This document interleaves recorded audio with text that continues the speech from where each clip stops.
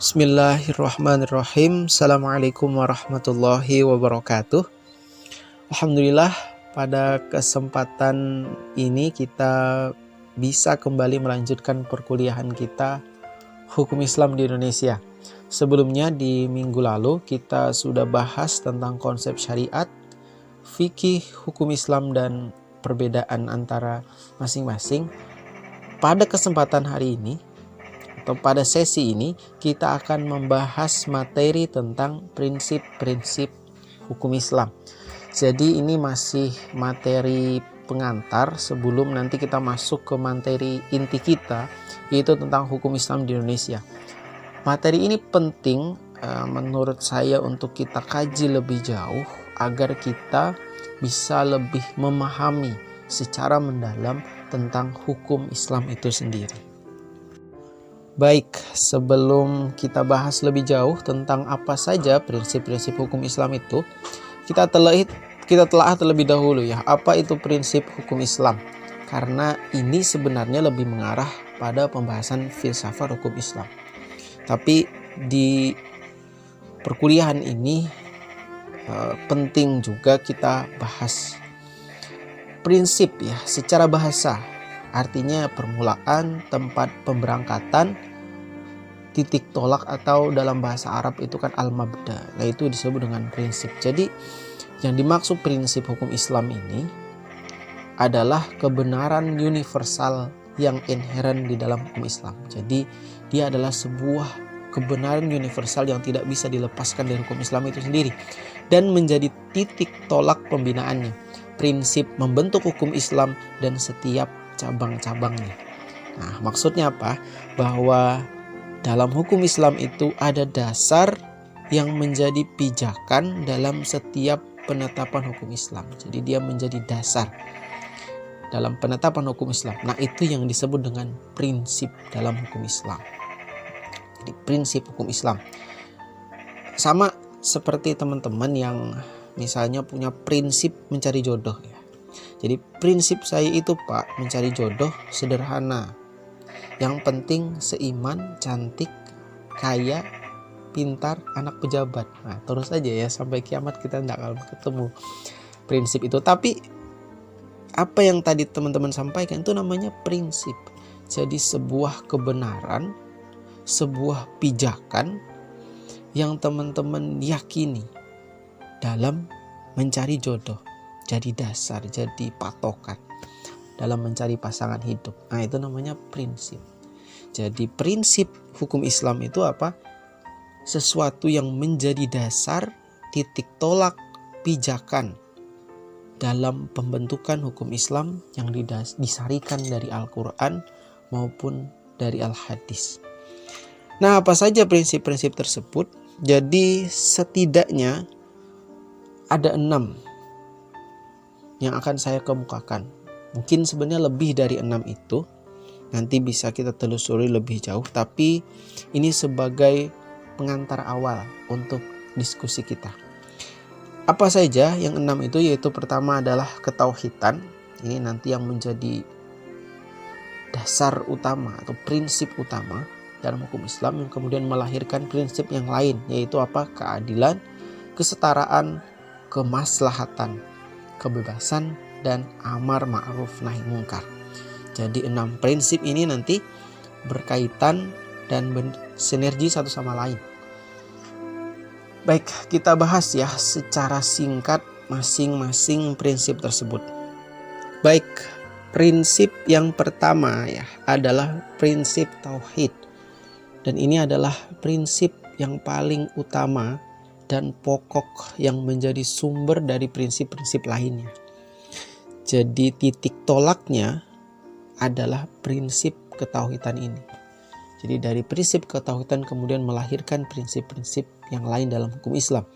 Karena inilah inti sebenarnya dari ajaran Islam yang sebagaimana disinggung dalam banyak ayat Al-Quran. Di antaranya misalnya Quran surah Al-Anbiya ayat 25, wa ma arsalna min qablika min rasulin illa nuhi ilaihi annahu la ilaha illa ana fa'budun. Dan kami tidak mengutus seorang rasul pun sebelum kamu, melainkan kami wahyukan kepadanya bahwa tiada Tuhan yang hak untuk disembah melainkan aku, maka sembahlah olehmu sekalian akan aku. Quran Surah Al-Anbiya 25. Jadi jelas bahwa prinsip utama di dalam hukum Islam itu, bahkan dalam Islam itu sendiri adalah ketauhidan. Jadi dari prinsip ini menyatakan bahwa semua manusia yang ada di muka bumi itu di bawah suatu ketetapan yang sama, basis yang sama, yaitu ketetapan atau basis tauhid. Jadi untuk memudahkan istilah atau pengertian tauhid ini bisa kita gunakan perspektifnya Syekh Abdul Qadir Al-Jailani ya. Yang tauhid ini dimaknai oleh beliau mempunyai makna yang sama dengan wahid dan ahad ya. Jadi kata ini disebutkan dalam beberapa ayat Al-Quran. Jadi ada kata wahid, ada kata ahad. Misalnya istilah wahid ya, dalam Al-Quran itu kan disebutkan wa ilahukum ilahu wahid ya kan. Dan Tuhanmu adalah Tuhan yang satu.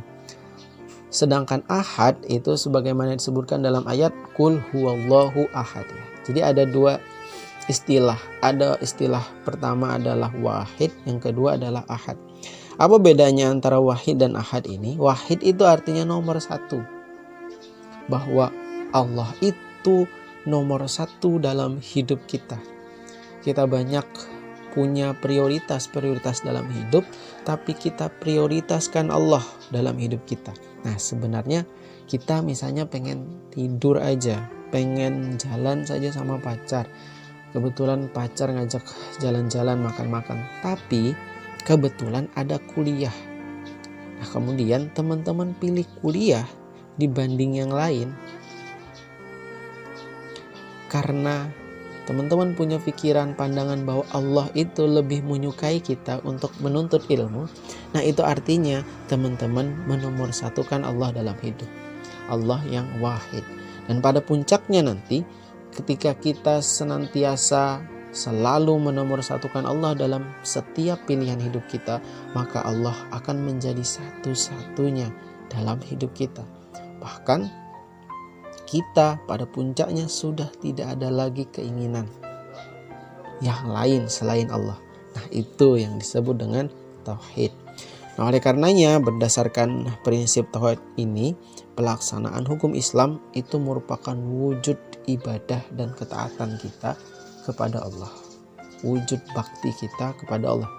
Maka konsekuensinya apa dari prinsip tauhid ini? Yaitu mengharuskan setiap manusia untuk menetapkan hukum sesuai ketentuan dari Allah, yaitu dari Al-Quran dan Sunnah Nabi, bukan atas dasar hawa nafsu dan keinginan duniawinya. Nah maka dalam Al-Quran itu kan dijelaskan bahwa wa man lam yahkum bima anzalallahu faulaika humul kafirun.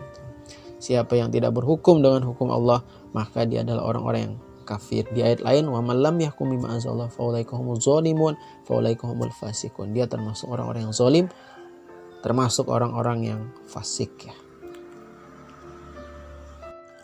Nah selanjutnya dari prinsip ketauhidan kemudian melahirkan prinsip-prinsip lainnya, sekaligus menjadi prinsip yang mencerminkan hukum Islam yang bersumber dari Allah, yaitu diantaranya adalah berkeadilan. Jadi Allah itu kan memerintahkan kepada hambanya agar selalu berlaku adil dalam setiap perbuatan, dalam setiap hal.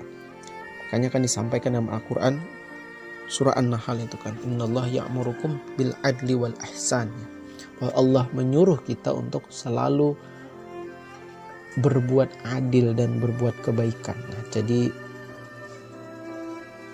itu adalah prinsip keadilan ya di dalam hukum Islam yang menjadi sebuah keniscayaan.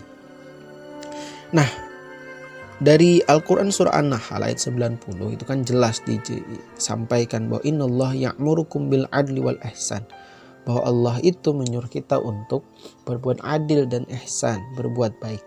Jadi ayat ini mengajarkan agar keadilan itu harus ditegakkan dalam segala aspek dan bidang kehidupan, baik kehidupan beragama, rumah tangga, bermasyarakat, dan dalam persoalan hukum dan lain-lain.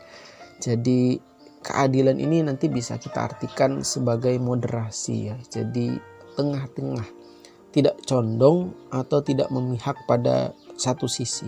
Jadi adil, tengah-tengah.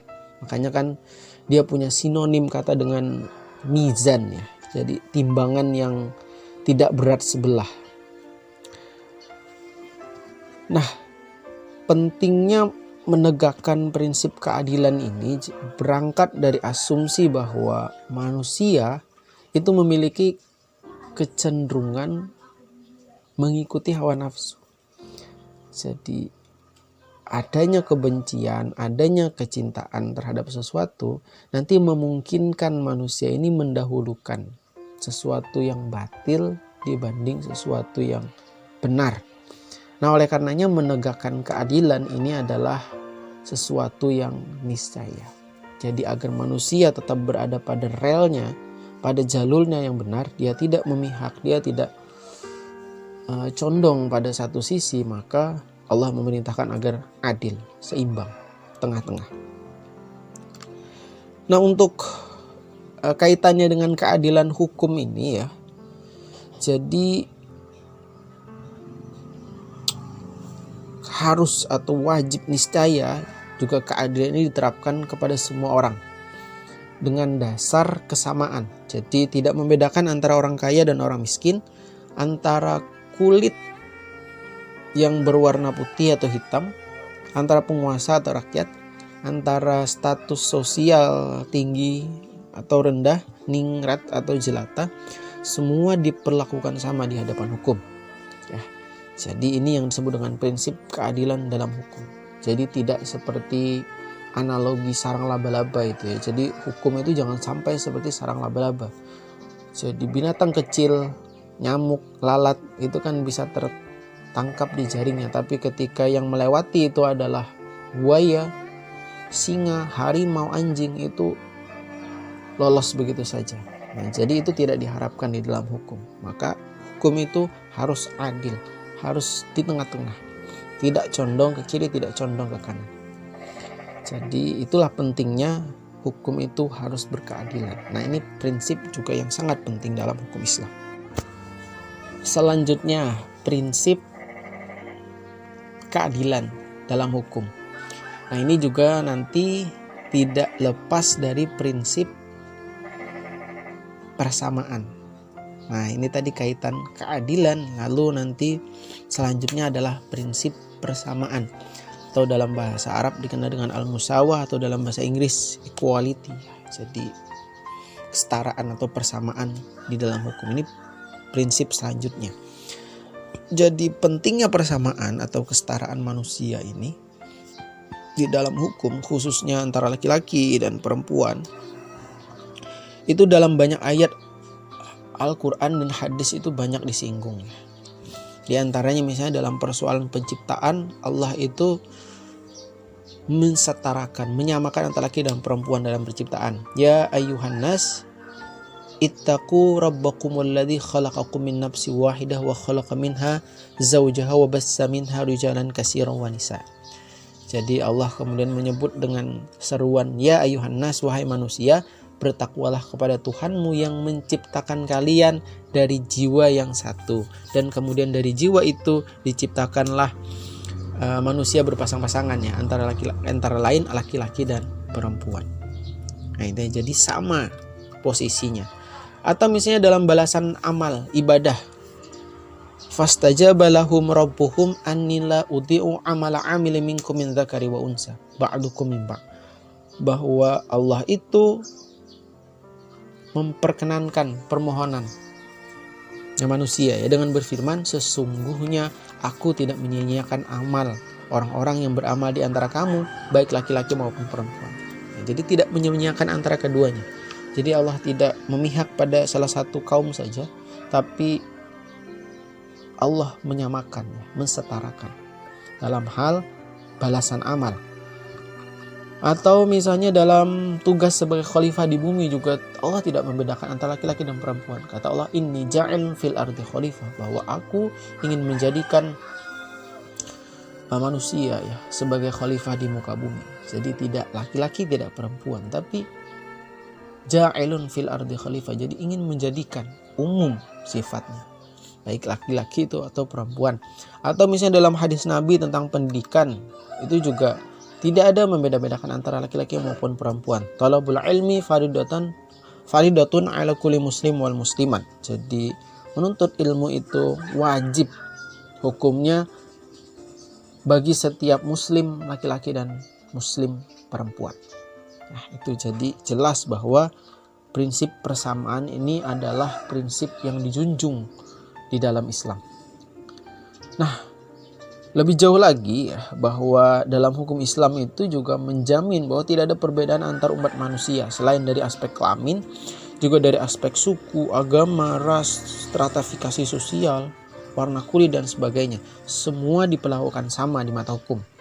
Atau istilah ini juga dikenal di dalam literatur barat, di dalam literatur hukum barat yang disebut dengan equality before the law.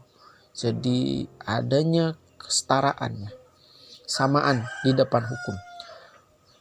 Nah, maka dari prinsip persamaan inilah maka Islam mengecam keras berbagai bentuk diskriminasi dalam penegakan hukum. Bahwa Islam menginginkan adanya kesetaraan, keadilan, persamaan dalam hukum tanpa memandang latar belakang dan status sosial. Baik, selanjutnya ya, prinsip yang juga tidak kalah pentingnya di dalam hukum Islam adalah prinsip kemaslahatan. Atau juga disebut-sebut oleh para ulama ya, prinsip kemaslahatan ini juga sebagai tujuan dari hukum Islam itu sendiri. Apa tujuan hukum Islam? Yaitu adalah kemaslahatan atau kemanfaatan bagi seluruh umat manusia. Jadi hukum Islam itu didesain oleh Allah untuk kemaslahatan, kemanfaatan. Nah, prinsip maslahat ini dalam Al-Quran diistilahkan juga dengan rahmat ya.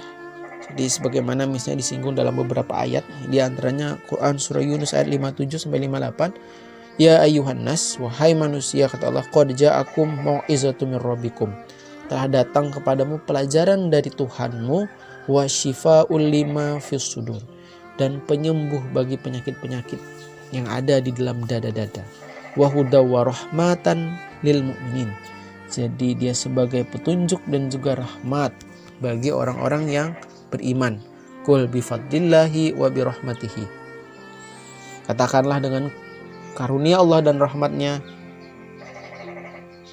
fa bidzalika falyafrahu wa khairum mimma yasma'un, hendaklah dengan itu mereka bergembira, karunia Allah dan rahmatnya itu lebih baik dari apa yang mereka kumpulkan. Nah, jadi Allah menyebutnya sebagai rahmatnya, atau oleh para ulama kemudian juga disebut dengan maslahat, kemanfaatan.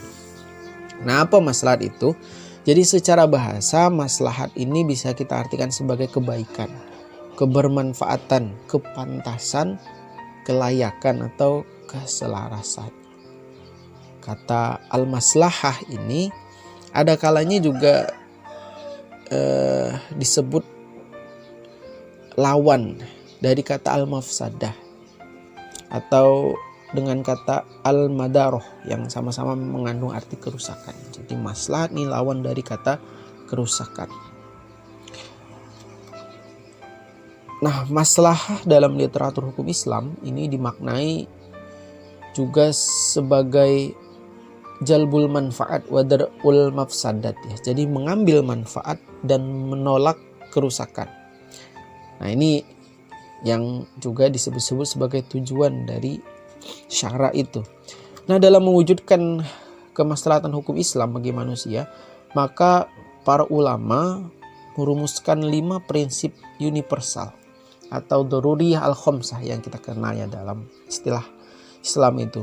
Di antaranya apa? Hifzuddin, yaitu perlindungan terhadap agama. Nah, itu hukum Islam itu di antaranya dia harus memberikan perlindungan terhadap agama. Kemudian hifzun nafas, perlindungan terhadap jiwa. Hifzul akal, perlindungan terhadap akal. Hifzul mal, perlindungan terhadap harta. Dan hifzun nasl, perlindungan terhadap keturunan. Jadi 5 aspek ini adalah prinsip syarak sekaligus menjadi tujuan syarak yang tidak bisa dilepaskan dari hukum Islam. Jadi hukum Islam ini muaranya harus pada 5 aspek ini. Menjaga agama, menjaga jiwa, menjaga akal, menjaga harta, dan menjaga keturunan. Ya, itu bagian yang tidak bisa kita pisahkan dari hukum Islam. Itu yang disebut dengan kemaslahatan. Nah, untuk mencapai kemaslahatan yang lebih luas, maka prinsip selanjutnya dalam hukum Islam adalah prinsip kebebasan, al-hurriyah atau freedom. Jadi salah satu ayat yang sangat populer menurut saya terkait kebebasan ini adalah Quran surah Al-Baqarah ayat 256 yang berbunyi la ikraha fiddin qad tabayyana ar-rusydu minal ghayy faman yakfur bittaghut wa yu'min billahi faqad istamsaka bil urwatil wusqa lam fisama laha wallahu samiun alim. Bahwa tidak ada paksaan untuk memasuki agama Islam. La ikraha fiddin. Karena apa? Kata Allah, sesungguhnya telah jelas jalan yang benar daripada jalan yang sesat. Karena itu, barang siapa yang ingkar kepada tauhid dan beriman kepada Allah, maka sesungguhnya ia telah berpegang kepada buhul tali yang amat kuat yang tidak akan putus. Dan Allah Maha mendengar lagi Maha mengetahui. Quran surah Al-Baqarah ayat 256. Nah, apa maksudnya dari prinsip kebebasan dalam hukum Islam itu? Yaitu menghendaki agar agama atau secara spesifik hukum Islam disiarkan tidak berdasarkan paksaan, tetapi berdasarkan pada penjelasan dan argumentasi ilmiah yang logis. Jadi bukan karena unsur kekerasan atau intervensi dari pihak tertentu. Nah, namun yang perlu kita catat dalam prinsip kemerdekaan ini atau kebebasan al-hurriyah ini dalam hukum Islam, sejauh dia tidak bertentangan dengan syariat atau melanggar kebebasan orang lain. Nah, inilah yang membedakan antara kebebasan yang dianut hukum Islam dengan hukum barat. Jadi bebas tapi tetap terikat nilai. Kalau istilahnya itu kan dalam filsafat ilmu value bounds, dia terikat nilai, tidak value free, tidak bebas nilai. Nah, kebebasan ini dimaksud apa saja? Dalam hukum Islam prinsipnya kebebasan yang berkaitan dengan daruriyah al-khamsah tadi. Yaitu apa? Kebebasan dalam menjalankan dan memelihara agama dan keyakinannya. Jadi itu dijunjung dalam hukum Islam. Kebebasan hidup, tumbuh, dan berkembang. Kebebasan dalam berpendapat, beropini, berekspresi, dan aktivitas ilmiah ini bagian dari tadi hibzul akal ya. Kemudian hibzul mal apa? Kebebasan dalam kepemilikan harta atau properti. Dan terakhir kebebasan dalam masa depan dan melanjutkan keturunan. Ini bagian dari hibzun nasl atau perlindungan terhadap profesi serta kehidupan privasi dalam Islam. Prinsip terakhir dari prinsip hukum Islam yang kita kaji pada kesempatan ini adalah amar ma'ruf nahi munkar. Jadi prinsip ini sekaligus menjadi nilai dari prinsip kebebasan. Jadi kan bebas tapi tidak sebebas-bebasnya, ada nilai. Nah, amar ma'ruf nahi munkar ini bagian dari nilai dalam menjaga kebebasan di dalam hukum Islam. Itu adanya perintah dan larangan dalam hukum Islam. Ada perintah, ada larangan. Itu namanya amar ma'ruf nahi munkar. Kita bahas sedikit ya tentang definisinya. Nah, karena ini istilah bahasa Arab, perlu kita jelaskan lebih jauh. Jadi istilah ma'ruf ya, atau jamaknya ma'rufat ya, menunjukkan semua kebaikan dan sifat-sifat yang baik sepanjang masa dan diterima oleh hati nurani manusia sebagai sesuatu yang baik. Itu namanya ma'ruf, sesuatu yang dikenal. Jadi kebaikan yang semua manusia itu mengenal itu sebagai sebuah kebaikan, itu namanya ma'ruf. Istilah munkar ini jamaknya munkarot, menunjukkan semua dosa dan kejahatan sepanjang masa yang juga diketahui dan dikutuk oleh watak manusia sebagai sesuatu yang jahat. Itu namanya munkar. Jadi ma'ruf itu sesuatu yang dikenal sebagai sebuah kebaikan, sedangkan munkar itu sesuatu yang dikenal sebagai sebuah kejahatan. Jadi amar ma'ruf nahi munkar, amar itu artinya perintah untuk mengerjakan kebaikan, sedangkan nahi itu artinya melarang sesuatu yang dibenci atau yang tidak baik. Nah, dalam istilah filsafat hukum Islam dikenal istilah amar ma'ruf ini sebagai fungsi social engineering ya. Sedangkan nahi munkar ini sebagai social control dalam kehidupan penegakan hukum. Jadi prinsip ini berfungsi sebagai perekayasa dan kontrol sosial. Nah, itu disebut dengan amar ma'ruf dan nahi munkar. Dalam arti merekayasa, mengontrol manusia itu ke arah yang lebih baik. Jadi prinsip ini berangkat dari asumsi bahwa Islam pada dasarnya memberikan kebebasan pada setiap individu untuk bertindak dan menentukan sikapnya. Namun, nah ini yang perlu kita catat, kebebasan dan kemerdekaan seseorang tersebut tetaplah dibatasi oleh kebebasan dan kemerdekaan orang lain. Tidak bebas begitu saja, tapi kita juga berhadapan dengan hak dan kebebasan orang lain. Mudahnya begini, jadi kita itu diperbolehkan mencari harta sebanyak-banyaknya, namun tidak boleh dan dilarang mengambil atau merebut harta orang lain. Kita diperintahkan untuk mencari jodoh terbaik kita, namun tidak dengan cara merebut jodoh orang lain. Nah, kira-kira begitu maksudnya ya, prinsip amar ma'ruf nahi munkar ya, sebagai salah satu prinsip dalam hukum Islam. Baik teman-teman, demikian beberapa prinsip dari hukum Islam. Jadi mengapa saya sebut beberapa, karena masih ada prinsip-prinsip yang lain yang bisa kita telusuri lebih jauh nanti sebagai diskusi lanjutan kita. Tapi setidaknya 6 ini sebagai pengantar kita untuk diskusi kita selanjutnya ya. Terima kasih atas perhatiannya. Sekian pemaparan dari saya. Salah hilap mohon maaf. Wallahu muwaffiq, wallahu a'lam. Assalamualaikum warahmatullahi wabarakatuh.